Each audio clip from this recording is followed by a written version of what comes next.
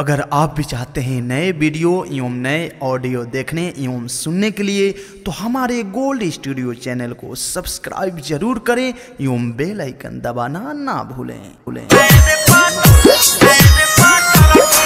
तोहर बतिया लागेला जैसे गोली जैसन, तू तो सचहू के लागेलू हीरोइन जैसन। तोहर बतिया लागेला जैसे गोली जैसन, तू तो सचहू के लागेलू हीरोइन जैसन। हम करी तो से प्यार तू करेलू इनकार, मोर बतिया के मान लेना तू लड़की।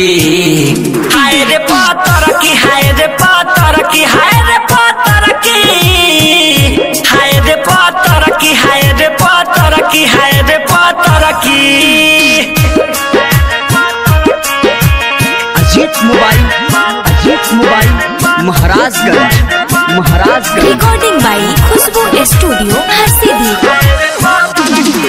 तोहर चेहरा लागेला जैसे चान गोरिया, तू तो दिलवा के बन गइलू जान गोरिया। तोहर चेहरा लागेला जैसे चान गोरिया, तू तो दिलवा के बन गइलू जान गोरिया। तोहर होठवा के लाली और कानवा के बाली देखी दिलवा के हमारा धड़की। हाय रे पातर की, हाय रे पातर की, हाय रे पातर की, हाय रे पातर की, हाय रे पातर की, हाय रे पातर की।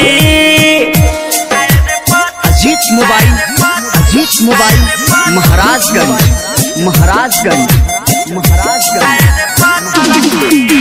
सूरज सनेही के पसंद बाड़ू हो, आलोक गोस्वामी जी के धन बाड़ू हो। सूरज सनेही के पसंद बाड़ू हो, आलोक गोस्वामी जी के धन बाड़ू हो। तोहर मीठे मुस्कान लागेले जान डीजे बर जे सनील गइले सर की।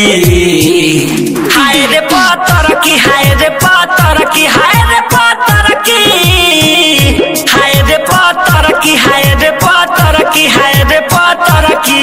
तोहर बतिया लागेला जैसे गोली जैसन, तू तो सचहू के लागेलू हीरोइन जैसन। तोहर बतिया लागेला जैसे गोली जैसन, तू तो सचहू के लागेलू हीरोइन जैसन। हम करी तो से प्यार तू करेलू इनकार, मोर बतिया के मान लेना तू लड़की। हाय रे पातर की, हाय रे पातर की, हाय रे पातर की, हाय रे पातर की, हाय रे पातर की, हाय रे पातर की। रिकॉर्डिंग बाई खुशबू स्टूडियो हरसिद्धि।